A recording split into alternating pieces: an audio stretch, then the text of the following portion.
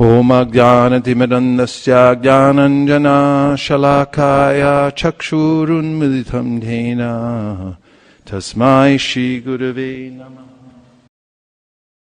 Hare Krishna, dear devotees. Please accept my most humble obeisances. All glories to Srila Prabhupada. Welcome back to Soothing the Mind and the Soul through Krishna Katha.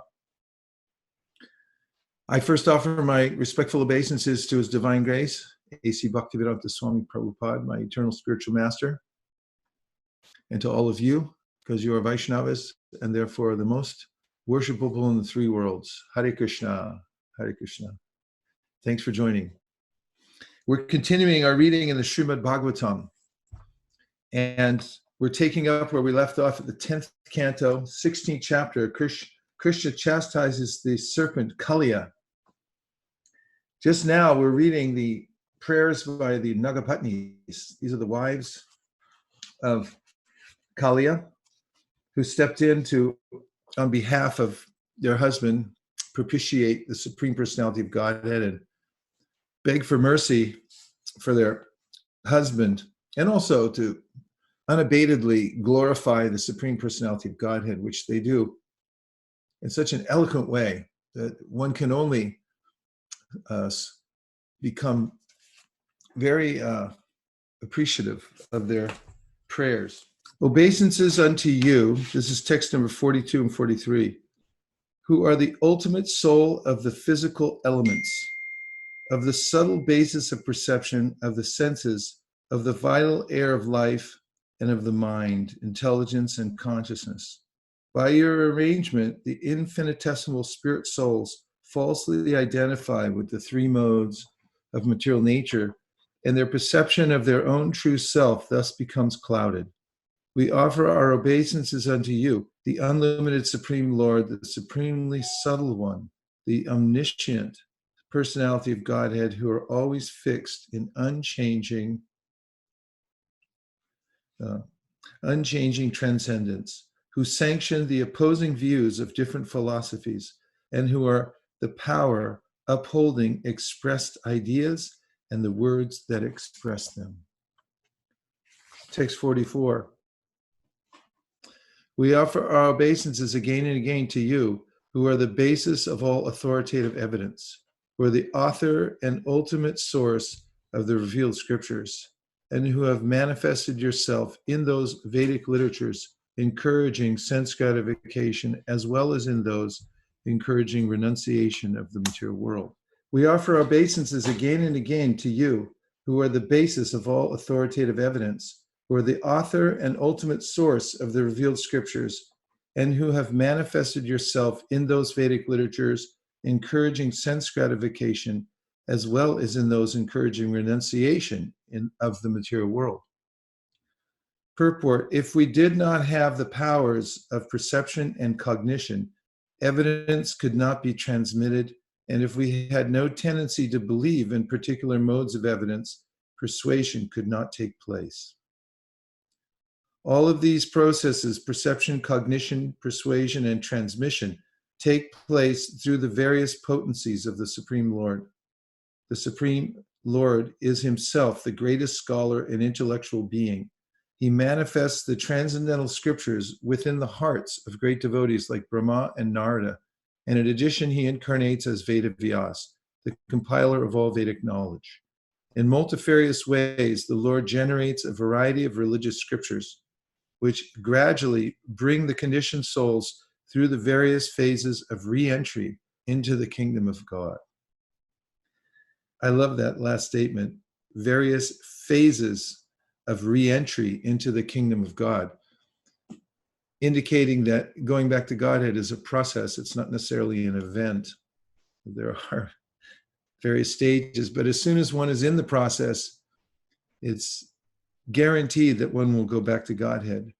And the pursuit of that, or actually the pursuit of developing one's love of Godhead, is an eternal process. It's never ending. Text 45. We offer our obeisances to Lord Krishna and Lord Rama, the sons of Vasudeva, and to Lord Pradyumna and Lord Aniruddha. We offer our obeisances respectfully unto the master of all the saintly devotees of Vishnu. Obeisances to you, O Lord, who manifest varieties of material and spiritual qualities. You disguise yourself with the material qualities, and yet the functioning of those same material qualities ultimately reveals your existence. You stand apart from the material qualities as a witness and can be fully known only by your devotees. Purport. The word guna conveys various meanings. The three basic qualities of material nature, goodness, passion, and ignorance, excellent qualities one manifests because of piety and spiritual achievement, or the internal senses such as the mind and intelligence. The word pradipaya means unto him who manifests or illumines. Thus here, the Nagapatnis are addressing the Supreme Lord as he who manifests all material and spiritual qualities and who causes the living entities to be conscious. One can see the Lord by going beyond the screen of material nature, and therefore he is called Gunatma Chadanaya. If one methodically and intelligently studies the functioning of the material qualities, he will ultimately conclude that there is a Supreme Personality of Godhead and that he exhibits his illusory potency to bewilder those who do not surrender unto him. The Lord is never affected by the modes of nature, being their witness, and thus he is called Gunadrashte. Gunadrashtre. The word swa indicates one's own, and swa samvide means that Lord Krishna can be known only by his own people, the devotees, and also that ultimately only the Lord can know himself perfectly. Therefore, we should take Lord Krishna's instructions in Bhagavad Gita and immediately come to the right conclusion, full surrender to the Lord's lotus feet. Thus, we should humbly glorify the Lord, following the example of the Nagapatnis. Text 47. O Lord Rishikesh, master of the senses, please let us offer our obeisances unto you, whose pastimes are inconceivably glorious. Your existence can be inferred from the necessity for a creator and revealer of all cosmic manifestations. But although your devotees can understand you in this way, to the non-devotees, you remain silent, absorbed in self-satisfaction. Obeisances unto you who know the destination of all things, superior and inferior, and who are the presiding regulator of all that be. You are distinct from the universal creation, and yet you are the basis upon which the illusion of material creation evolves, and also the witness of this illusion. Indeed, you are the root cause of the entire world.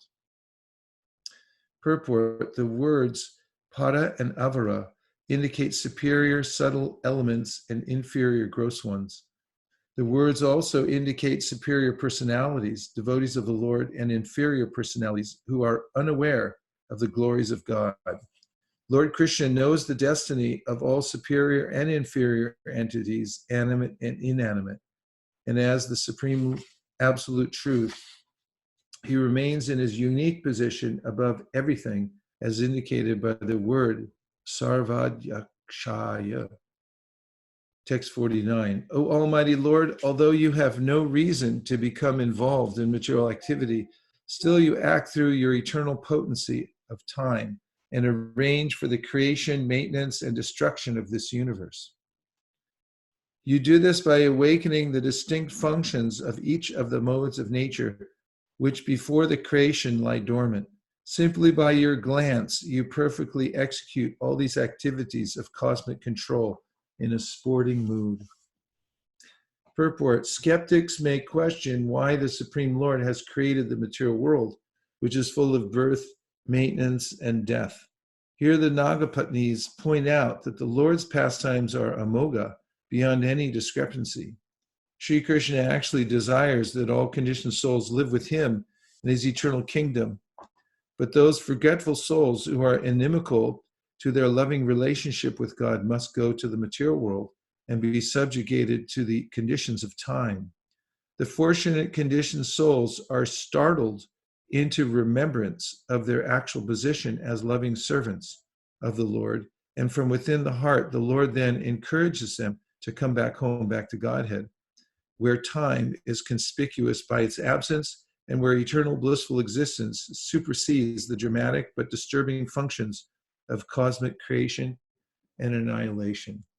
We become startled into, here it is.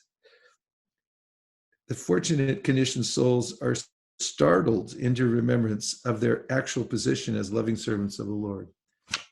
Well, you can't say the material energy isn't a little startling. What do you think? Text 50. Therefore, all material bodies throughout the three worlds, those that are peaceful in the mode of goodness, those that are agitated in the mode of passion, and those that are foolish in the mode of ignorance, all are your creations. Still, those living entities whose bodies are in the mode of goodness are especially dear to you. And it is to maintain them and protect their religious principles that you are now present on the earth. At least once, a master should tolerate an offense committed by his child or subject. O supreme, peaceful soul, you should therefore forgive our foolish husband who did not understand who you are. Purport.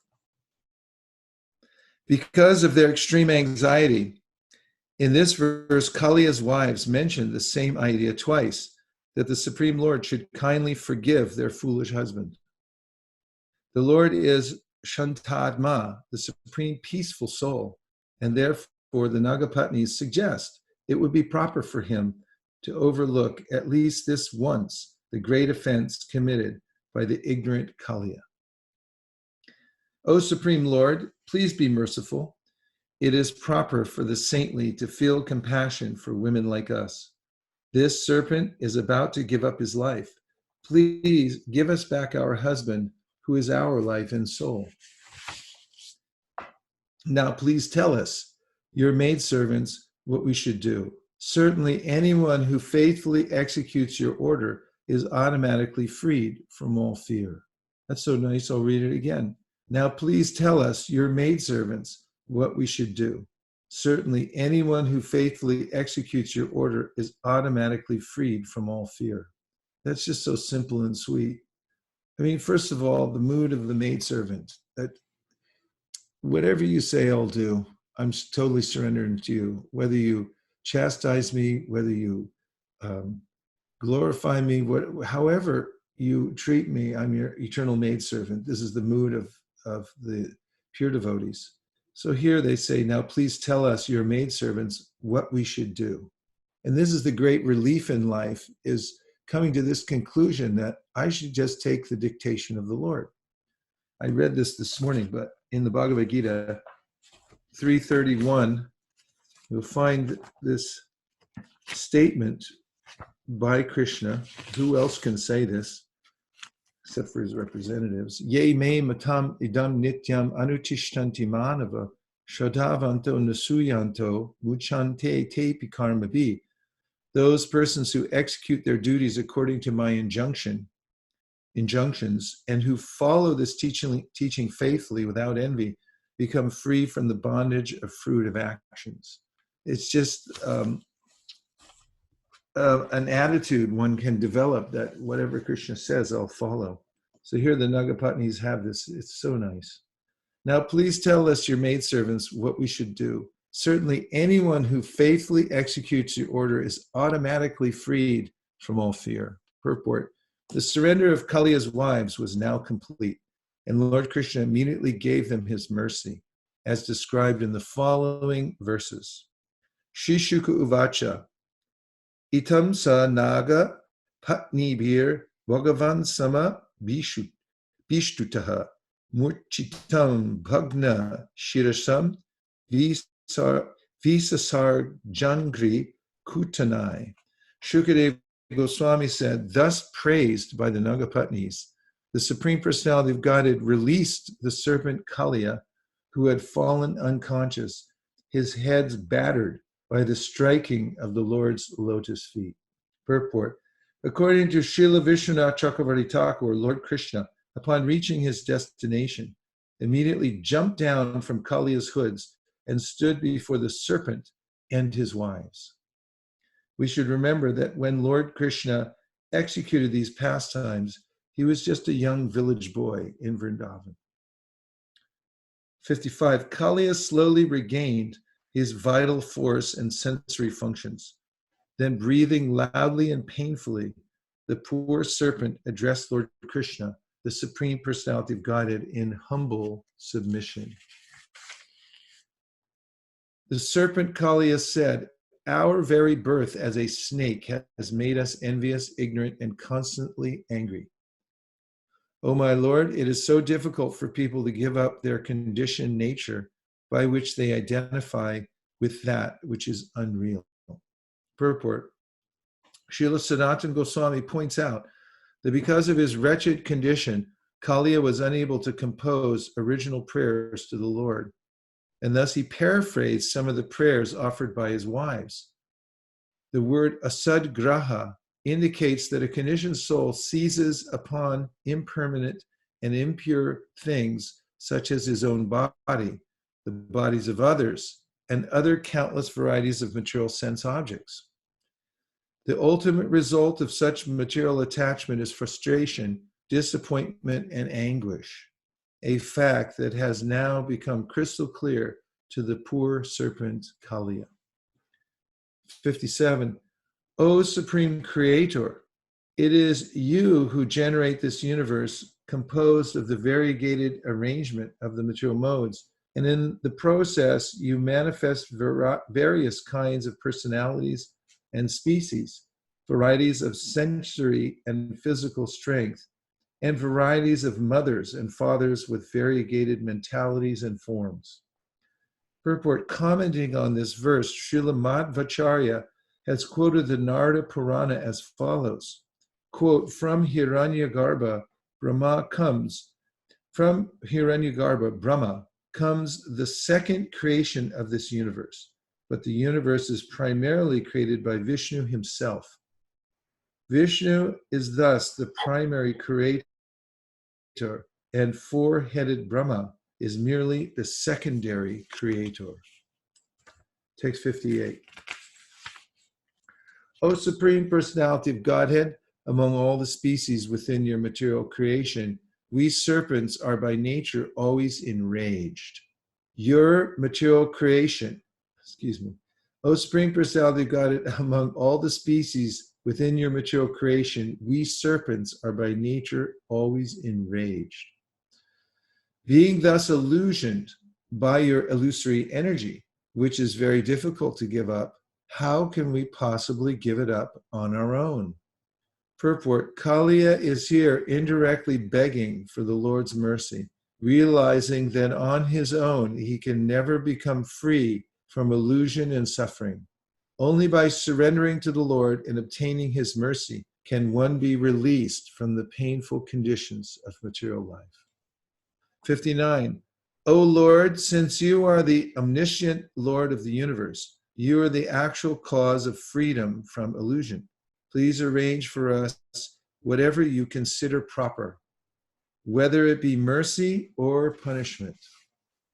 60. Shukadeva Goswami said, after hearing Kaliya's words, the Supreme Personality of Godhead, who is acting the role of a human being, replied, O serpent, you may not remain here any longer. Go back to the ocean immediately, accompanied by your retinue of children, wives, other relatives, and friends. Let this river be enjoyed by the cows and humans. If a mortal being attentively remembers my command to you to leave Vrindavan and go to the ocean, and narrates this account at sunrise and sunset, he will never be afraid of you. If one bathes in this place of my pastimes and offers the water of this lake to the demigods and other worshipable personalities, or if one observes a fast and duly worships and remembers me, he is sure to become free from all sinful reactions. Purport. According to the Acharyas, the Lord spoke this verse to make it clear to Kaliya that he could by no means remain in the Jamuna lake. Although the Lord had mercifully pardoned the serpent and ordered him to go to the ocean with all his associates, Kaliya should not even consider requesting to remain in the lake, because it was now to become a holy place for spiritual pilgrims. 63. Out of fear of Garuda, you left Ramanaka Island and came to take shelter of this lake. But because you are now marked with my footprints, Garuda will no longer try to eat you. Shukadev Goswami continued, my dear king, having been released by Lord Krishna, the Supreme Personality of Godhead, whose activities are wonderful, Kaliya joined his wives in worshiping him with great joy and reverence. Purport. Srila Vishwanath Chakravarti Thakur comments as follows on this verse. The word Adbhuta Karmana indicates the Lord's wonderful activities of saving the residents of Vrindavan from Kaliya, saving Kaliya himself from Garuda, and bestowing grace upon both the victims of violence and the committer of that violence. The word Krishnena, by Krishna, indicates that because Kaliya's wives were great devotees of the Lord and offered him loving affection, Krishna withdrew, Karshanam, both Kaliya's offense against the Lord's devotee Garuda and that against the residents of Vrindavan who were very dear to him. It's an important point, and I'm going to read it again. Srila Vishwanath Chakravarti Thakur comments as follows on this verse. The word Adbhuta Karmana indicates the Lord's wonderful activities of saving the residents of Vrindavan from Kaliya, saving Kaliya himself from Garuda, and bestowing grace upon both the victims of violence and the committer of that violence. The words Krishnena, by Krishna, indicates that because Kaliya's wives were great devotees of the Lord and offered him loving affection, Krishna withdrew, Karshanam, both Kaliya's offense against the Lord's devotee Garuda and that against the residents of Vrindavan who were very dear to him. Makes a good case for prayer, doesn't it? If you please the Lord with your mood of prayer, even if it's not so sophisticated, then he can clear the path for you. There's a verse at the end of the Sri Upanishad, Agnenaya Supataraya Asman Vishvani Deva Vayanani Vidvan Yuyodyasmashtu Haranameno Vishtamte Nama Uktim Videma. Oh, my Lord is powerful as fire, omnipotent one. Now I offer all obeisances falling on the ground at your feet. Oh, my Lord, please remove all the obstacles on my path to progress, because you know everything I've done in the past. Please remember all I've done for you. So the Lord is aware of the devotee's mood. And if one prays to Krishna, especially effective is using the prayers of his pure devotees, but saying them with one's own feeling. Of course, one can also make one's own prayers, as Prabhupada mentions in one of his purports, that you can tell Krishna, I am being tossed by the waves of the material ocean in this way and that. Please help me. Krishna is always there for us. He's always there within the heart, and he hears every one of our prayers, and especially when they're imbued with the mood of surrender and sincerity and even helplessness. Last verse in the chapter, Kaliya worshipped the Lord of the universe by offering him fine garments, along with necklaces, jewels, and other valuable ornaments, wonderful scents and ointments, and a large garland of lotus flowers. Having thus pleased the Lord, whose flag is marked with the emblem of Garuda, Kaliya felt satisfied. Receiving the Lord's permission to leave, Kaliya circumambulated him and offered him obeisances. Then, taking his wives, friends, and children, he went to his island in the sea. The very moment Kaliya left, the Jamuna was immediately restored to her original condition, free from poison and full of nectarian water. This happened by the mercy of the Supreme Personality of Godhead, who is manifesting a human-like form to enjoy his pastimes. Purport. Srila Vishwanath Chakravarti Thakur has commented extensively on this verse. To explain the word Mani B, Kaliya worshipped the Lord with jewels, the Acharya has quoted from the Sri Radha Krishna Ganodesha Deepika by Rupa Goswami as follows. Kaushtu Bhakyo Maniryena Pravishya Radham Auragam Kaliya Prayasi Vrinda Hastair Atmo Paharita. The Lord had made his Kaushtoba gem enter the serpent's lake, and then he arranged for it to be presented to himself by the hands of Kaliya's wives. In other words, because Lord Krishna wanted to act just like an ordinary human being, he made the transcendental Kaushtuba gem invisible and caused it to enter within Kaliya's treasury. Then, when the appropriate moment came for Kaliya to worship the Lord with many different jewels and ornaments, the serpent's wives, unaware of the Lord's transcendental trick, presented him with the Kaushtuba gem, thinking it was simply one of the jewels in their possession.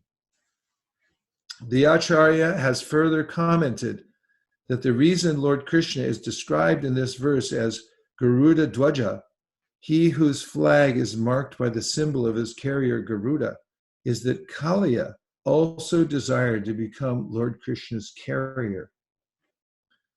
Garuda and the serpents are originally related as brothers, and therefore Kaliya wanted to indicate to Lord Krishna, if you ever have to go to a distant place, you should also think of me as your personal carrier. I am the servant of your servant, and in the wink of an eye, I can travel hundreds of millions of yojanas.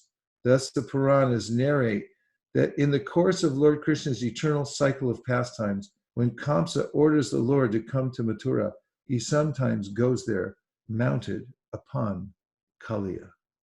Thus ends the purports of the humble servants of His Divine Grace A.C. Bhaktivedanta Swami Prabhupada to the 10th canto, 16th chapter of the Srimad Bhagavatam entitled Krishna Chastises the Serpent Kaliya. A fact mentioned also by Sanatana Goswami in the Brihat Bhagavatamrita, and that is that this pastime of Krishna going into Mathura is often enacted when Krishna harnesses Kaliya like a horse and he rides him around. So he obviously took him up on the offer to accept him as a carrier. And we'll just take a few comments before I go to the next chapter, which I know you're going to want to hear because it's the history of Kaliya. And probably you're eager to hear that, to tie all the loose ends together, because there are a few loose ends here, aren't there? So let's hear what reflections you have or any questions so far. Hare Krishna. Yes, Mukharavinda. Hare Krishna Guru Maharaj, Pranam, always Srila Prabhupada. Thank you so much. It's so active reading. I had one reflection and one question. Reflection is I really liked like how Lord Krishna made very specific request, and then he didn't left in the purport to. I think some acharyas explained that he didn't leave any chance that he will ask to stay in the Yamuna itself. He made very clear you have to leave this place, and so it's very very clear specific request Krishna made, and I was really amazed to see that. You had taught us in the one of the tenet of NVC, non-violence communication is the fourth element is like fourth is very specific request. So he's made very specific. There is no nothing he left for Kaliya to have anything. Yep. Straightforward. Straightforward. Yeah. And the one question I have, Maharaj, in the verse number 52, when the Nagpatnis, they ask, this serpent is about to give, I'm quoting the verse where it says, this serpent is about to give up his life. Please give us back our husband who is our life and soul. So the question comes like, we know that now they are such a great devotee of Lord Krishna, and they're again considering their husband as like their life and soul. So this is like both things somehow is not able to fit in my small brain. How to understand both the things that they are considering their husband as life and soul, and also they are considered as the great devotee of Krishna. Well, husbands are important to wives and vice versa. And not only that, we see that he was just a little misguided there for a while. And when his wives, the Nagapatnis, saw that he had been rectified by Krishna's chastisement, they were very much encouraged. Up until that point, they weren't so much on his side. They were more on Krishna's side. But this is dharma, and it's a way of expressing one's high character by sticking to the like the wife sticks to the husband sticks to the wife, and they were very clear about the fact that Kali had been rectified, and therefore that they wanted to save him. So those are a few ideas for you. Okay. Any other questions or reflections? I wanted, Hare Krishna Guru Maharaj, this is Shraddha. I wanted to see if you could elaborate a little bit more on the Kaustubha gem. Like, why did Krishna do that? Because the Nagpatnis did not know. It doesn't say anything more about that except for the Kaustubha gem originally comes, or it is mentioned in the pastime of the churning of the ocean of milk, that it comes out of there. And then Vishnu took that. And so then he had it. And now obviously all it said here is he made it invisible to go into the treasury of Kaliya. And obviously being omniscient, he knew they were going to give him a gift. So he arranged that they give him back the Kaustubha gem. But that's the extent of what's mentioned there. Okay. And one more thing which I really liked was that in the beginning you were talking about, we were talking about how the material energy kind of, shakes us up and startles us. Yeah. And we are fortunate when it happens that. And then you had also mentioned in that context, you had said that about the devotional service, that when one is in the process, that there is a guarantee that he will go back to Godhead. And I was just thinking that. So Shraddha was saying, and I have to repeat these because not everyone on Facebook could hear what's being said on Zoom, unfortunately. So Shraddha mentioned two things. One was the comment in the purport about how the living entities get startled by the material nature, and then by Krishna's mercy, they're able to start their path back to Godhead, and also that those who take to the process of devotional service are guaranteed of going back home, back to Godhead. Those are the 2 points you made, right? Yes, Maharaj. Yeah, thank you very much. And Sukeshwari had asked about Kaliya and Fiji, and Prabhupada said something about that. That's why at the Fiji temple they have Kaliya Krishna, because he indicated that that's where he went after he took off. Transcendental. I can't understand it, but there it is. Anything else? We have more comments in the Facebook group. Okay, more comments on the Facebook. Daini Prabhu said, I can hear now. Tony Powell said, Jesus on the way. Sheshri Leela's watching. Manjula Kanta said, I like the text 56 when Kaliya says, it is so difficult for people to give up their conditioned nature, a sadgraha. Yeah, it's not so easy, is it? However, as it's mentioned by Kapila Dev, there's a way in which through the process of devotional service, especially hearing, that the subtle material body is digested just the way food is digested in the stomach. Preeti Sandarbha says, Hare Krishna, thank you for the wonderful class. Dainita lost the sound.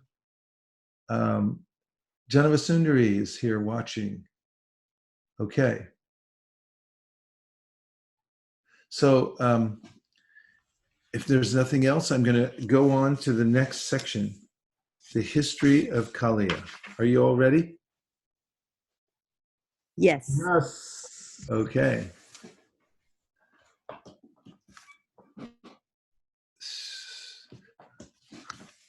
Vishaka Leela and Sundar tuning in from Chennai. And Sadhu Vrindavan tuning in from Chennai. Thank you so much. Good to hear from you. Okay, here we go. This is Canto 10. You're in the 10th canto. So this is the real thing. 10th canto, 17th chapter, the history of Kaliya.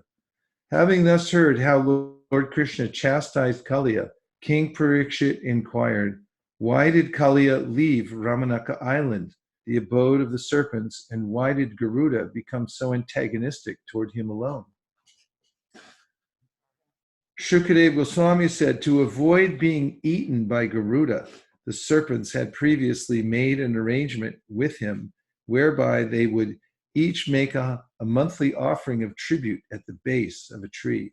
Thus, every month on schedule, O mighty armed King Parikshit, each serpent would duly make his offering to that powerful carrier of Vishnu as a purchase of protection.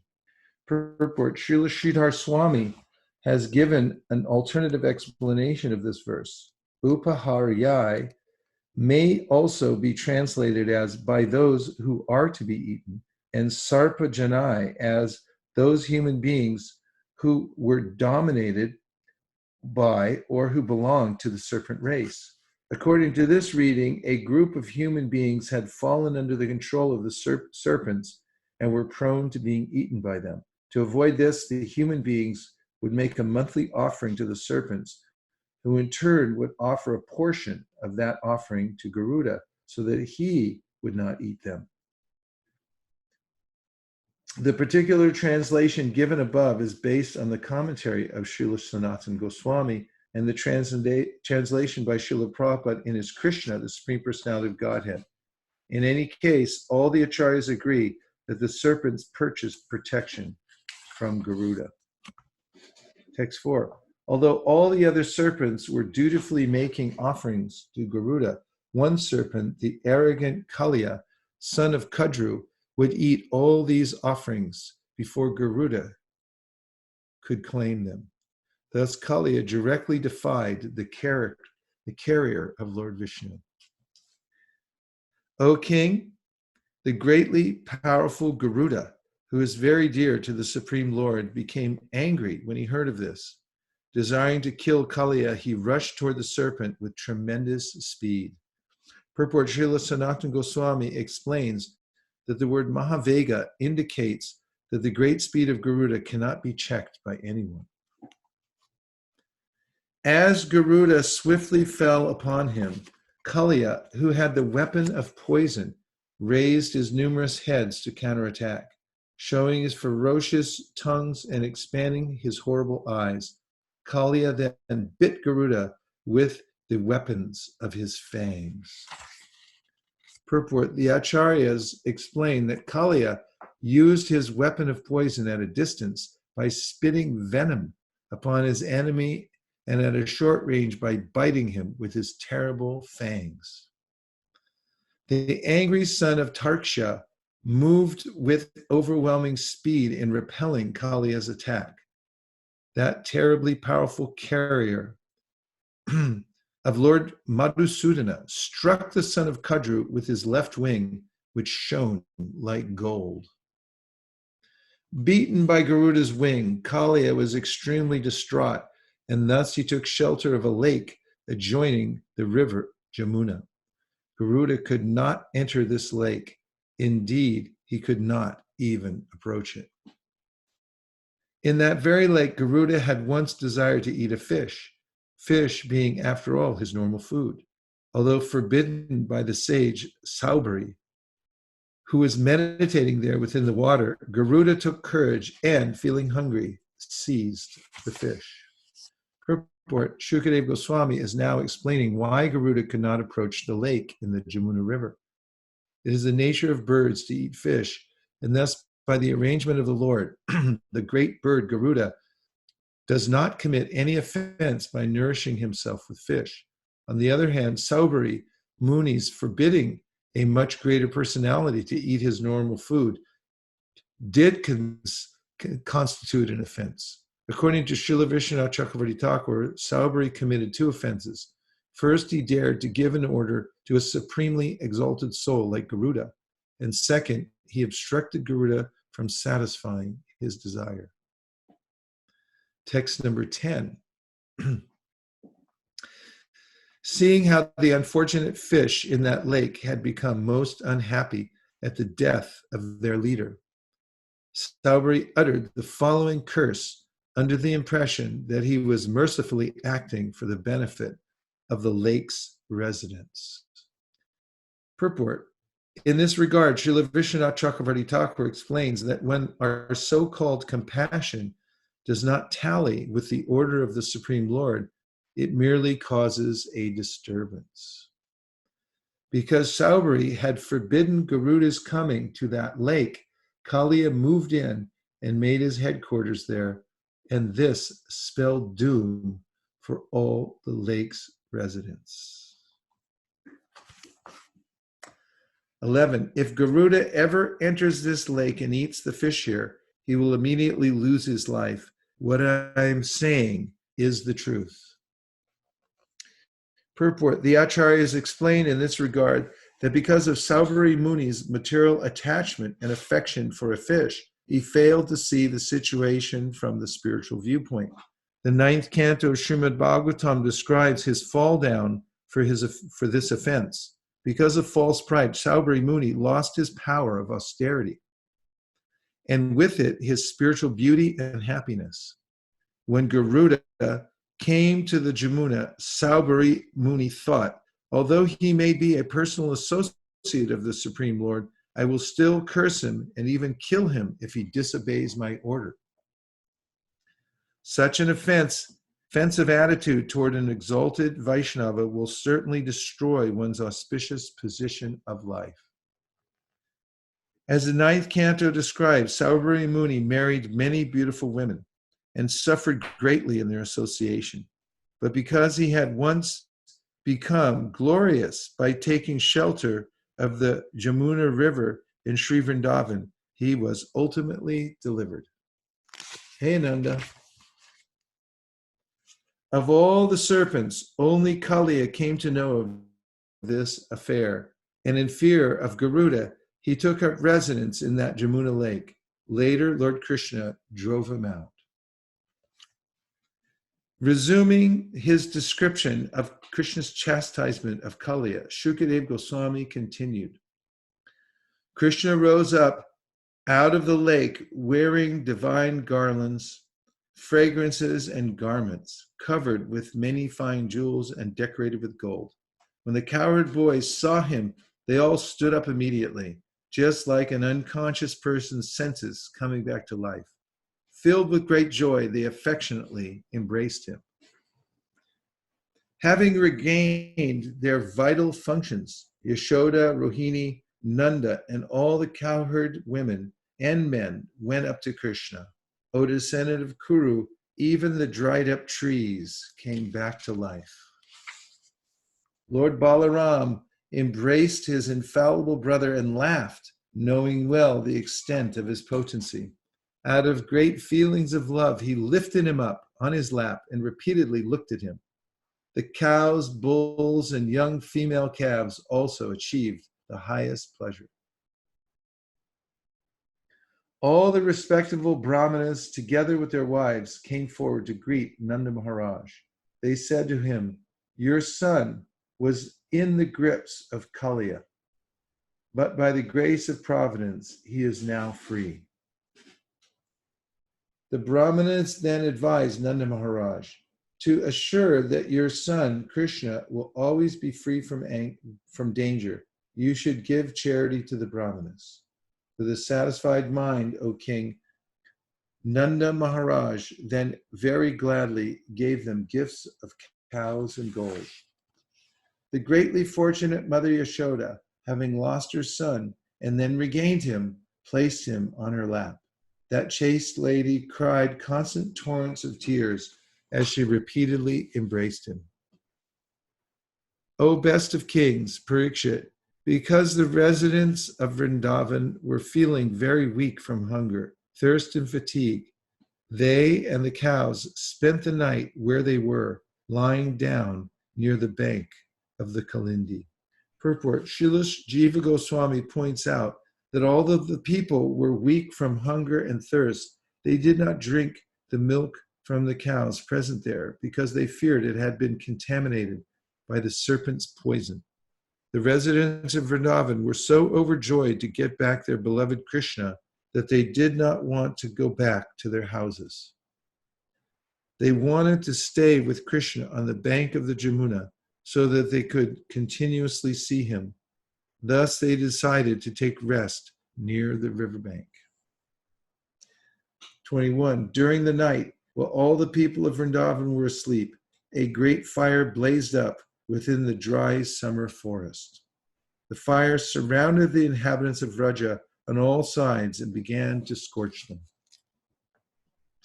Purport, Srila Sanatana Goswami and Srila Vishwanath Chakravarti Thakur have commented that perhaps a loyal friend of Kaliya had assumed the form of a forest fire to avenge his friend, or perhaps the forest fire was manifest by a demon who was a follower of Kamsa's.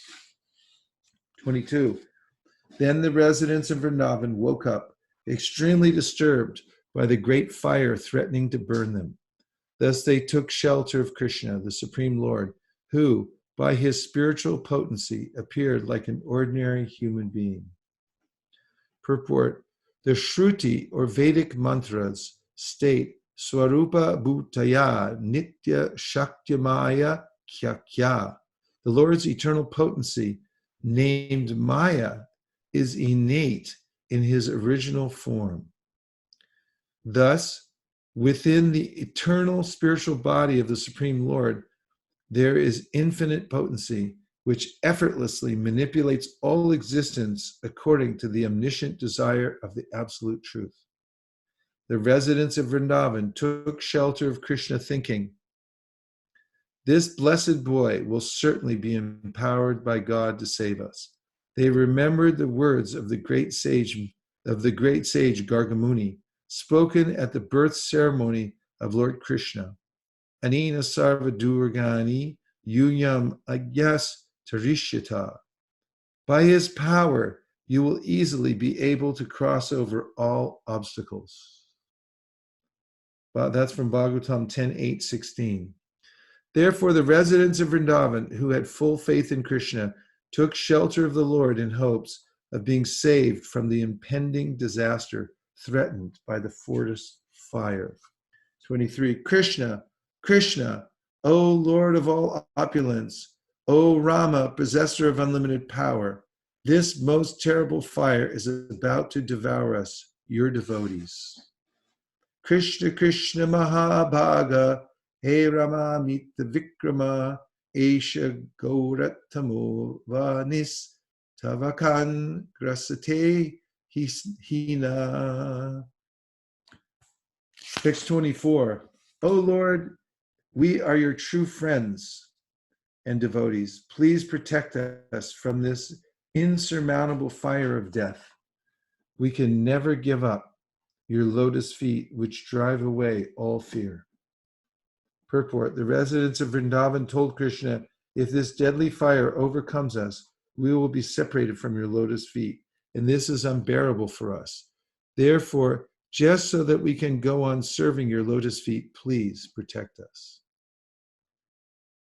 25. Seeing his devotees so disturbed, Sri Krishna, the infinite Lord of the universe and possessor of infinite power, then swallowed the terrible forest fire.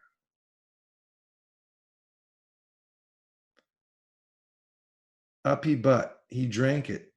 Tum agnim abibat tivram. Tivram means very intense, terrible. And agnim, obviously, is fire. And apibat, he drank it. He just drank the forest fire. Thus end the purports of the humble servants of his divine grace, A.C. Bhaktivedanta Swami Prabhupada, to the 10th canto, 16th chapter of the Srimad Bhagavatam, entitled The History of Kaliya. Hare Krishna. Any reflections? either on Facebook or on Zoom. Yes, Ananda Prabhu, go ahead. Good to see you. I hope you're making sourdough bread over there. I did yesterday, actually. Yeah, now you're talking. Okay, go ahead. It's very nice to see you as well. I just wanted to reflect because there's that verse when Krishna came back and how all the residents regained their life. And I was thinking today because just recently kind of like getting a bit absorbed in the news, and today I was like, no more. And I'm taking a complete news fast. I'm just over it. And I was listening to your classes. You're talking about how, this material world's always a place of suffering and misery. It's not like a new thing. And the antidote is not virus kata, it's Krishna kata. And just like hearing a lot of nectar of devotion, like the qualities of Krishna. And then I was listening to the CC this morning and just kind of had a really focused day of hearing and chanting and just how I'm feeling, like alive and connected. And then we were out on Harinam today up in Boulder. And walking out onto Pearl Street Mall, it was like a frozen, downer zone. Like people were just you could tell like the mood was heavy, and they were just like distracting themselves with Pearl Street. But then when the Harinam just started going and the Kirtan was going and the holy names were there, you just saw people come alive. And I was just thinking about that, like with Krishna when he came back and how the residents, they had this poison. They had consumed this poison and just fainted from anxiety. And then when Krishna came back, how they were brought back to life.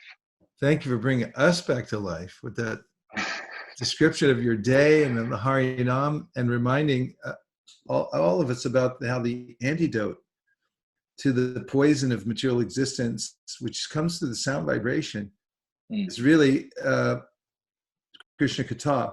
As I've said before, if you don't like what you're being subjected to, change the subject, because that's our prerogative, and that's really what how we turn on a dime here in the material world. We can decide at any moment to change our course.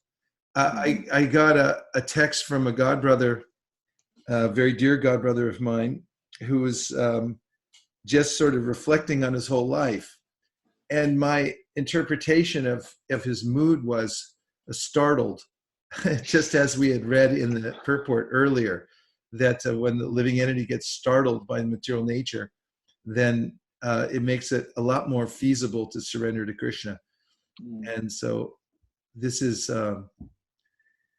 very practical, the hearing and chanting, and the way that Shukadev and all the acharyas teach us that there's one thing that actually will enter our minds and hearts and systemically have an effect on us. And otherwise, spinning the mind over and over again, like you said, in a certain kind of kata from the material platform, really never has any end to it. It's like a ceiling fan. You look at it, it's just going around and around and around and around. But there's penetrating effect here in the Krishna kata, isn't it? Thank you very much, Ananda, for bringing some light and sunshine. Hare Krishna. Hare Krishna. Lord Premanande, Haribo. Haribo. Hey, keep up the good work in that kitchen there, too. We're rooting for you there. Anyone else would like to add something? I'm checking on Facebook now in case I missed some. Oh, Namrata said, I really liked this line, when our so-called compassion does not tally, with the order of the Supreme, it merely causes, it merely causes disturbance. This reminded me of how Arjuna was put into ignorance by Krishna, and he was inflicted with material compassion for his family before the Battle of Kurukshetra. Yeah, I noticed that one also. Yeah, and it was very profound also, the context of the way in which Saubari got entangled by misplaced compassion. And have to measure things carefully, especially when you're dealing with Vaishnavas, especially like Garuda. Okay, yes. It is such a great time for Harinam. Nandapatni Devidasi, yes it is. And that was great when Ananda Murari Prabhu checked in and told us about the Harinam today, how it brought everyone back to life. Anyone else on Zoom want to check in?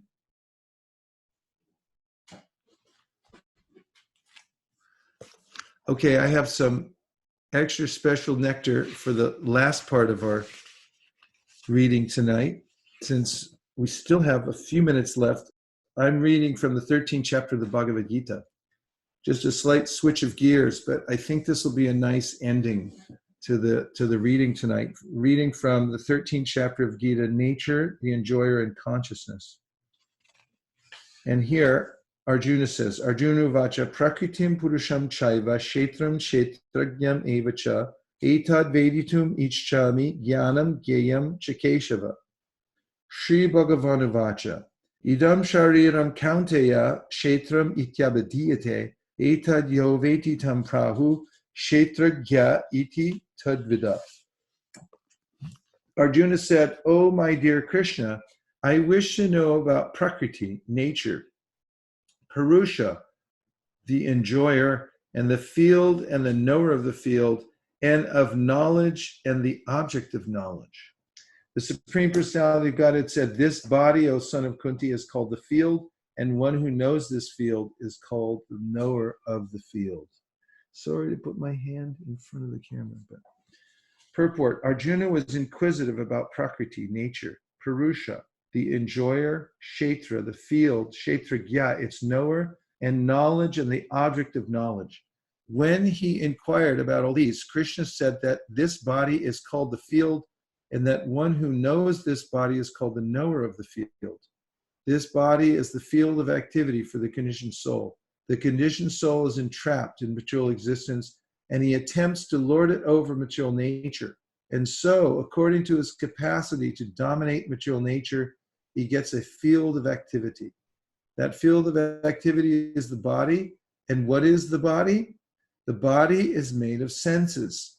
The conditioned soul wants to enjoy sense gratification, and according to his capacity to enjoy sense gratification, he is offered a body or field of activity.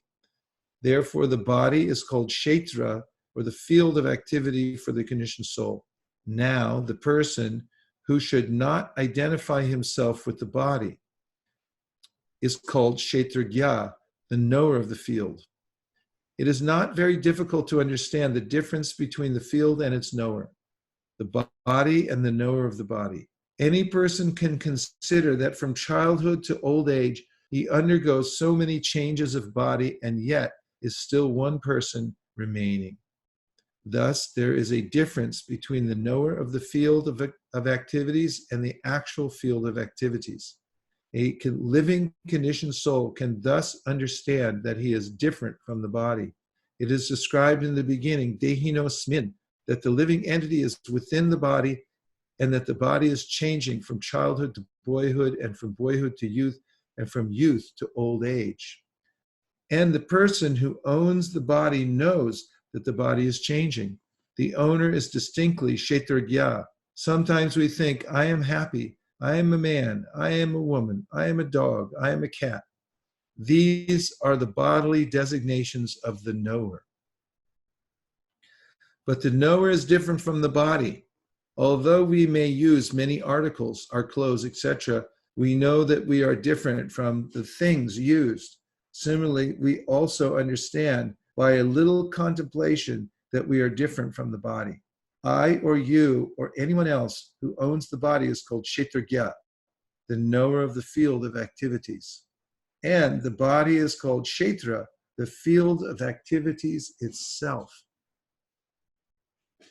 In the first 6 chapters of Bhagavad Gita, the knower of the body, the living entity, and the position by which he can understand the Supreme Lord are described. In the middle 6 chapters of the Bhagavad Gita, the Supreme Personality of Godhead and the relationship between the individual soul and the supersoul in regard to devotional service are described. The superior position of the Supreme Personality of Godhead and the subordinate position of the individual soul are definitely defined in these chapters. The living entities are subordinate under all circumstances, but in their forgetfulness, they are suffering. When enlightened by pious activities, They approach the Supreme Lord in different capacities, as the distressed, those in want of money, the inquisitive, and those in search of knowledge. That is also described. Now, starting with the 13th chapter, how the living entity comes into contact with material nature and how he is delivered by the Supreme Lord through the different methods of fruitive activities, cultivation of knowledge, and the discharge of devotional service are explained. Although the living entity is completely different from the material body, he somehow becomes related. This is also explained. So the Vedas say, Asango Hyayam Purushaha. The Purusha, in this case, actually the living entity is Prakriti, but he's described as Purusha when he comes to the material world to try to enjoy. Asango means that he actually has no relationship with the material world. It's a big mistake. Asango Hyayam Purushaha. So this relationship with the material world is completed when one develops a sense of trying to enjoy separately from the Supreme Personality of Godhead. And by the arrangement of the external energy, there's some facility for living in that state. But this is the cause of fear. Bhayam dvitiya abhinibheshata syad. Abhinibheshata means to be fully absorbed in something. And what is described in the verse I just quoted is that when one becomes fully absorbed in something that's not Krishna, then fear arises. That sounds rather convoluted because actually Krishna is everything. And that's where the catch is. As it is said in the Srimad Bhagavatam, Ratirtam yat pratyeta na pratyeta chatmani tadvidyaratmano mayam yatapaso yatatamaha. Chaturshloki Bhagavatam.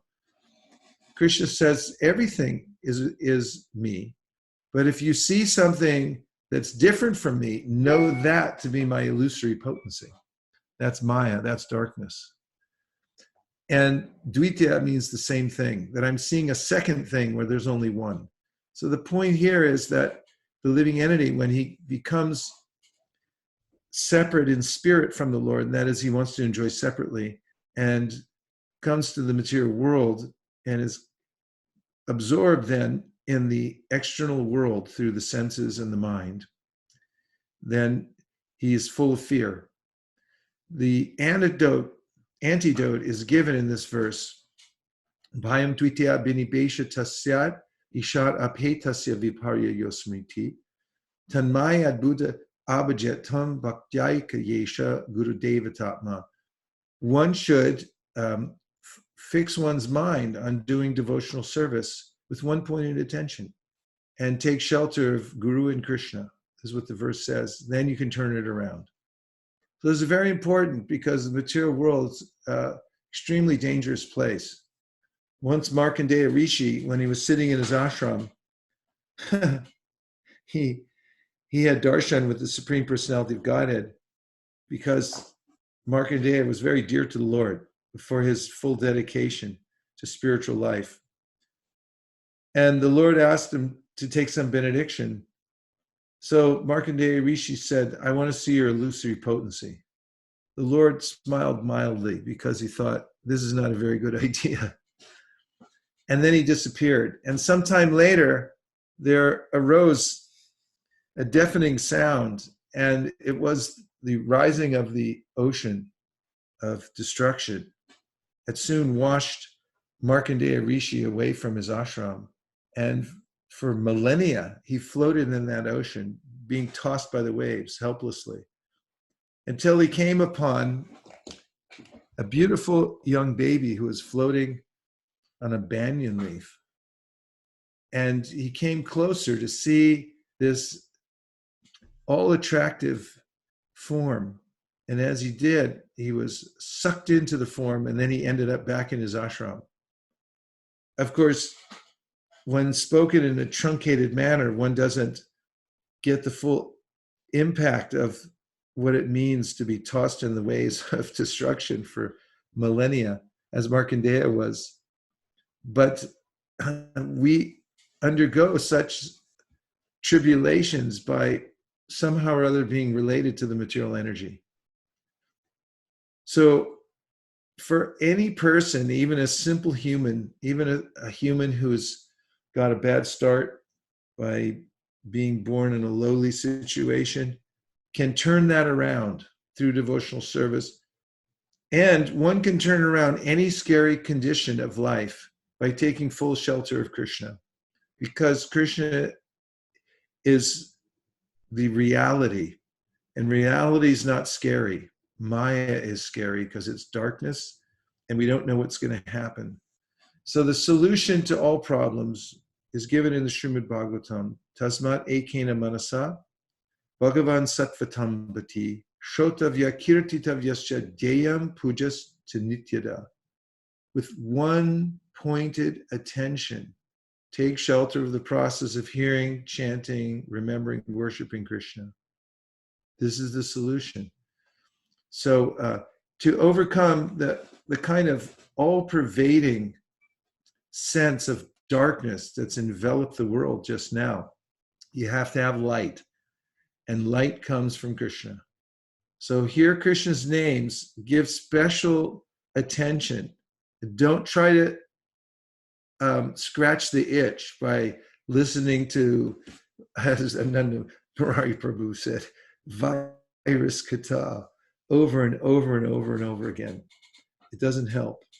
What does help, though, is Krishna Katha and the holy names and so forth. It's the only source of our satisfaction and happiness in life.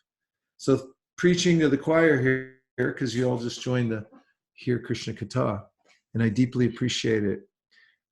We'll continue this vibration at every single opportunity that we have without stoppage. So let's keep tuned in and fill in all the gaps too. Make sure that you have the vibration going in your house. Make sure you're always chanting Hare Krishna, and pass that on to other people. Somebody, a workman came over to my house the other day, and we gave him a Science of Self-Realization. It was just so satisfying to see this poor guy walk out of the house with a book under his arm, because the rest of the world looked so bleak. But when he, in contrast, the book looked like the sun that he was carrying, and the wisdom within is the only medicine. Gaur Premanande Hari Hari Bo. So everyone, you can unmute yourselves now, and everyone all at the same time say Hare Krishna, no matter what kind of beef we get. Hare Krishna. Hare Krishna. Hare Krishna. Gaur Premanande Hari Hari Bo. Haribo. Vishya Kripasna Patitana Pavanibhyo Shri Vaishnava ki jai. Nachari Armarman, Nachari Armarman, Nachari Armarman, Nachari Armarman, hey, Nachari Armarman, Nachari Armarman, Nachari Armarman, Nachari Armarman.